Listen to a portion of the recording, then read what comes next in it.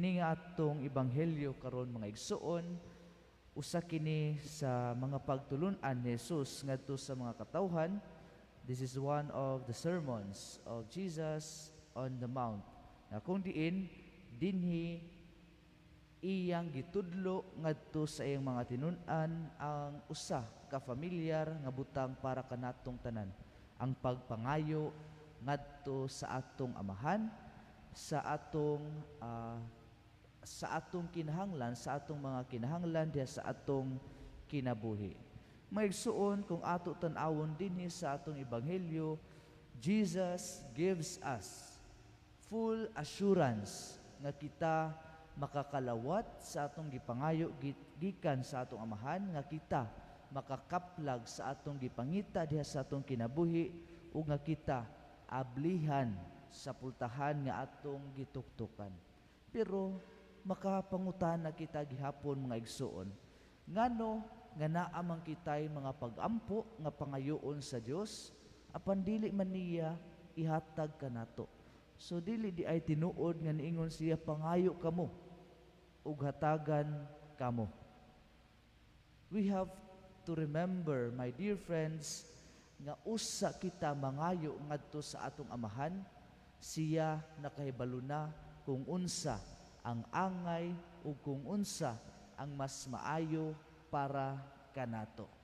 That's why ang ato unta hunahuna-on, no, kung mag-ampo kita ngadto sa Dios, dili lamang nato limitahan ang atong pag-ampo, ang ato hunahuna, ang atong gipangayo sa kung unsa ang ato gihunahuna nga maayo para kanato. Why? Because remember that there is always a better plan of God for each one of us. Naapay mas maayo nga ihatag kanato ang Ginoo. Kung kana siya nga butang makapaayo kanato, then God will give us that thing. So sanglit, mga igsuon, karon gitudluan gihapon ta sa atong ebanghelyo that when we ask something from the Lord, we should ask it persistently. Dapat dili ta muhunong, no? Do not give up. Just ask that something which you think or which is good for you, ang makapaayo para kanimo, which is best for you, kay God will eventually in His time will grant us our request.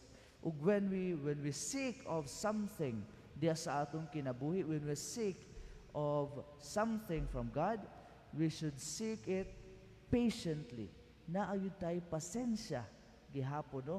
And when we knock off the closed doors diya sa atong kinabuhi, kung manuktok kita, we should always knock humbly.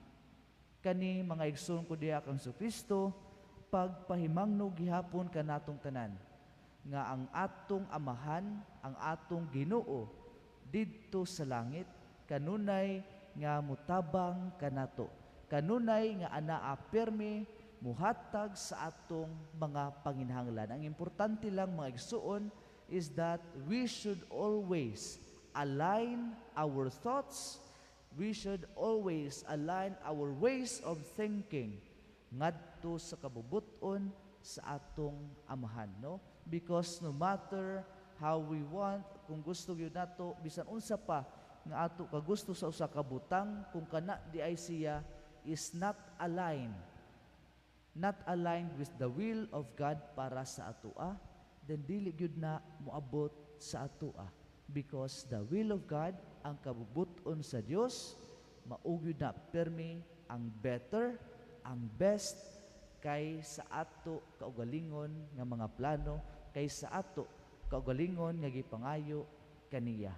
Ug always remember, my dear friends, nga kitang tanan nga musangpit sa atong amahan, kitang tanan nga mangayo og hinabang gikan sa atong amahan, tagaan gyud kita niya permi sa pamaagi nga usahay dili nato expected diha sa atong kinabuhi. Matud pa sa atong salmo responsoryo karon, kini nga mga pulong kinahanglan ato gyud tipigan ug ato gyud isulod permi sa atong una-una diha sa atong pag-ampo ngadto sa atong Ginoo.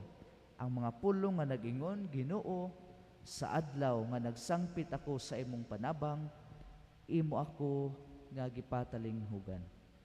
Amen. Palihog manindo. Magampo kita sa Dios Amahan nga sa walay pakyas nagatuman sa iyang mga saad. Manukto kita sa langit ug sa matag pangamuyo kita moingon, dungga kami Ginoo. Dungga kami Ginoo. Nga ang simbahan sa walay hunong magampo ngadto sa Dios, alang sa panginahanglan sa tanang katawhan, magampo kita sa Ginoo. Dungga kami Ginoo. Nga ang pangkamhanan sa walay hunong mangita sa maayong paagi, sa pagpalambo sa kinabuhi sa katawhan, magampo kita sa Ginoo. Dungga kami Ginoo. Nga buhaton unta nato sa uban ang mga butang nga buot nato nga buhaton nila kanato, magampo kita sa Ginoo. Dungga kami Ginoo. Nga ang ganghaan sa langit maablihan na unta alang sa mga matutuong nangamatay, magampo kita sa Ginoo. Dungga kami Ginoo. Amahan, ikaw nagpasalig nga hatagan ang mangayo, makakaplag ang mangita, ug ablihan ang manuktok. Dawata ang among mga pag-ampo sa ngalan ni Kristo, among Ginoo. Amen. Maglingkod palihog alang sa paghalad.